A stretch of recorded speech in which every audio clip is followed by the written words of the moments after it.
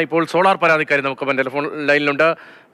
ഈ PV Anwar MLA നടത്തിയ വാർത്താ സമ്മേളനത്തിൽ ഈ സോളാർ പരാതികളുമായി ബന്ധപ്പെട്ട് കേസുകളുമായി ബന്ധപ്പെട്ട ചില പരാമർശങ്ങളും ഉണ്ടായിരുന്നു. MR അജിത് കുമാർ താങ്കളെ സമീപിച്ച് ഇനിയുള്ള കാലം ജീവിക്കാനുള്ളതെല്ലാം നൽകാമെന്ന് വാഗ്ദാനം ചെയ്തു എന്നതാണ് MLA വാർത്താ സമ്മേളനത്തിൽ പറഞ്ഞത്. അങ്ങനെ ഒരു ഓഫർ ഉണ്ടായിരുന്നോ അജിത് കുമാറിന്റെ ഭാഗത്ത് നിന്ന്? കേസുമായി ബന്ധപ്പെട്ട് സംസാരിച്ചിട്ടുണ്ടായിരുന്നു. അതായത് കേസിൽ നിന്ന് ഒഴിവായി സമാധാനമായി ജീവിക്കാനുള്ള സാഹചര്യം ഒരുക്കി തരാമെന്ന് അദ്ദേഹം അറിയിച്ചിരുന്നു. അത് ഏത് ഘട്ടത്തിലാണ്, കേസിന്റെ ഏത് ഘട്ടത്തിലാണ്? ഈ ലൈംഗികാരോപണങ്ങൾ വന്ന ആ സമയത്താണോ, അതേക്കുറിച്ചുള്ള അന്വേഷണം നടക്കുമ്പോഴാണോ, അതോ അതിന് മുൻപത്തെ ഈ വിവാദങ്ങളും കേസും ഒക്കെ വന്ന സമയത്താണോ? അല്ല, വിവാദത്തിന് മുമ്പ് തന്നെയും അദ്ദേഹത്തിന് എനിക്കറിയാമായിരുന്നു. അത് അന്ന് കോൾ ലിസ്റ്റ് പുറത്തു വന്നതാണല്ലോ. അതിനുശേഷം ഈ 2016 SIT ഈ കേസസ് അന്വേഷിക്കുന്നുണ്ടായിരുന്നല്ലോ. ആ കേസസ് അന്വേഷിക്കുന്ന സമയത്താണ് ഫസ്റ്റ് ഇങ്ങനെ ഈ കേസിൽ നിന്ന് ഒഴിവാകണം, മൊഴി കൊടുക്കുന്നത് സൂക്ഷിച്ചു വേണം, എങ്ങനെയാണ് മൊഴി കൊടുക്കേണ്ടത്, മൊഴി കൊടുക്കുമ്പോൾ ശ്രദ്ധിക്കുന്ന കാര്യങ്ങൾ, ഇതൊക്കെ പറഞ്ഞിട്ട് സംസാരിച്ചിട്ടുണ്ടായിരുന്നത്. അതിനുശേഷം ഈ കേസ് CBIക്ക് റെഫർ ചെയ്യുന്നതിന് മുമ്പ് വരെയും അദ്ദേഹം ഇങ്ങനെ പറഞ്ഞിരുന്നു. അതിനുശേഷവും അദ്ദേഹത്തിനെതിരെയുള്ള പരാതി ഒഴിവാക്കുന്നതിനും അതേപോലെ തന്നെ മറ്റുള്ള എസ്പെഷ്യലി മെയിൻലി സംസാരിച്ചിരുന്നത് 2 പേരുടെ കാര്യത്തിലാണ്.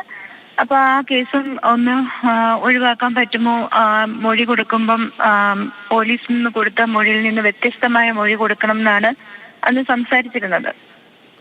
ആർക്കൊക്കെ വേണ്ടിയായിരുന്നു ആ സംസാരം? മെയിൻലി പുള്ളി സംസാരിച്ചിരുന്നത് ഫോർമർ CMന് വേണ്ടിയിട്ടും പിന്നെ KC വേണുഗോപാലിന് വേണ്ടിയിട്ടുമായിരുന്നു. അദ്ദേഹത്തിന്റെ focus mainly concentrating on KC എന്നുള്ളതായിരുന്നു. നേരത്തെയും ഈ ഫോൺ സംഭാഷണം, ഫോൺ രേഖകൾ പുറത്തു വന്നപ്പോൾ പലരും വിളിച്ചിട്ടുള്ളതിന്റെ വിവരങ്ങളൊക്കെ അന്ന് നമ്മൾ ചർച്ച ചെയ്തതാണ്. അന്വേഷണത്തിന്റെ ഭാഗമായി അതൊക്കെ പരിശോധിക്കപ്പെട്ടിട്ടുമുള്ളതാണ്. എല്ലാ കാര്യങ്ങളും നോക്കിക്കോളാം എന്ന് പറയുമ്പോൾ എന്തായിരുന്നു, പണമാണോ ഓഫർ ചെയ്തത്, എന്തായിരുന്നു അത്? സമാധാനപരമായി കേസുകളിൽ നിന്നെല്ലാം ഒഴിവായി സമാധാനപരമായി ജീവിക്കാനുള്ള ഒരു വഴി തരാം എന്നാണ് പറഞ്ഞത്. ഞാൻ പ്രത്യേകിച്ചും ട്രീറ്റ്മെന്റ് ഒക്കെ സ്റ്റാർട്ട് ചെയ്തൊരു സമയത്തും അദ്ദേഹം ഇതേ കാര്യം തന്നെ പറഞ്ഞിട്ടുണ്ടായിരുന്നു. അത് ഒന്നുകൂടി വ്യക്തമാക്കാം. ഈ താങ്കളെ തിരുവനന്തപുരത്ത് അറസ്റ്റ് ചെയ്ത് കൊച്ചിയിലേക്ക് കൊണ്ടുപോകുന്നു, അതിന് ശേഷമാണോ അതോ അതിന് മുൻപാണോ? അല്ലല്ല, അതൊക്കെ 2013 ഇപ്പം താങ്കൾ സംസാരിക്കുന്നത് 2013 മെയിൻ അതിനുശേഷം 2016 സെക്ഷൽ അസാൾട്ടിനെ ബേസ് ചെയ്ത് പിന്നെ ക്രൈം ഒക്കെ രജിസ്റ്റർ ചെയ്തിരുന്നല്ലോ എഗ്നസ്റ്റ് പൊളിറ്റിക്കൽ ലീഡേഴ്സ്. ആ സമയത്താണ്. അപ്പോൾ പോലീസിന് മൊഴി കൊടുക്കുന്നതിലും ഇത്തരം സ്വാധീനം അദ്ദേഹത്തിന്റെ ഭാഗത്തുനിന്നുണ്ടായി ആണോ ആരോപിക്കുന്നത്, അതോ CBIയിലേക്ക് പോയപ്പോൾ? ആരോപണം ഒന്നുമല്ല, ഞാൻ എന്റെ എക്സ്പീരിയൻസ് പറയുന്നുള്ളൂ. ഞാനിപ്പോ ഒന്നും സംസാരിക്കാറ് പോലും ഇല്ലല്ലോ. ഞാൻ ഇതുമായി ബന്ധപ്പെട്ട് നമ്മളുടെ സ്റ്റേറ്റ് പോലീസിന് ഒരു IPS ഉദ്യോഗസ്ഥർക്കെതിരെ ഉണ്ടാവുന്ന ഗ്രീവ്നെസ് അന്വേഷിക്കാൻ കുറച്ച് പ്രായോഗിക ബുദ്ധിമുട്ടുകളുണ്ട്. അപ്പൊ അതുകൊണ്ട് ഞാൻ ഈ കേസ് അട്ടിമറിച്ചതുമായി ബന്ധപ്പെട്ട് സെൻട്രൽ വിജിലൻസ് കമ്മീഷനിൽ പെറ്റീഷൻ ഫയൽ ചെയ്തിട്ടുണ്ട്, അത് രജിസ്റ്റർ ചെയ്തിട്ടുണ്ട്. ഞാൻ ആദ്യം വിചാരിച്ചത് അതുമായി ബന്ധപ്പെട്ടിട്ടുള്ള എന്തെങ്കിലും വാർത്തകളുടെ ബേസിലായിരിക്കും എനിക്ക് കോൾസ് വരുന്നതെന്നാണ്. പിന്നീടാണ് കാര്യം മനസ്സിലായത്. ഇപ്പോൾ നൽകിയിരിക്കുന്ന പരാതിയുടെ ഉള്ളടക്കം എന്താണ്, ഏത് തരത്തിലുള്ള പരിശോധനയാണ്?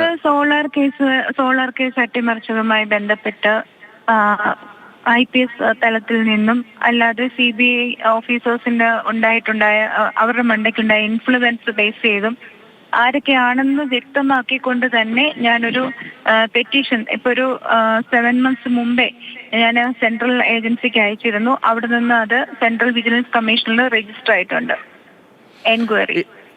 ആ ലിസ്റ്റിൽ MR അജിത് കുമാറിന്റെ പേരുമുണ്ട് അല്ലേ? അതെ, IPS ഉദ്യോഗസ്ഥർ. കാര്യം എന്നെ ഇതേപോലെ ഞാൻ ഈ സോളാർ കേസുമായി ബന്ധപ്പെട്ട് പൊളിറ്റീഷ്യൻസിന് എഗനസ്റ്റ് ആയിട്ട് കേസ് അല്ലെങ്കിൽ സ്റ്റേറ്റ്മെന്റ് കൊടുക്കുന്ന ഓരോ ഘട്ടത്തിലും ഒരുപാട് പേര്, അത് നമുക്ക് ഒരുപാട് പേരെന്ന് പറഞ്ഞാൽ ഉദ്യോഗസ്ഥ തലത്തിലുള്ളവർ അല്ലാതെ തന്നെ പൊളിറ്റീഷ്യൻസ് കുറെ പേര്, അവരെല്ലാം തന്നെ മീഡിയേറ്റ് ചെയ്തിട്ടുണ്ടായിരുന്നു. മീഡിയേറ്റ് ചെയ്യാൻ മീൻസ് മീഡിയേഷൻ ആണെന്ന് പറഞ്ഞിട്ട് നമ്മളെ സമീപിക്കുന്നവരുണ്ടായിരുന്നു.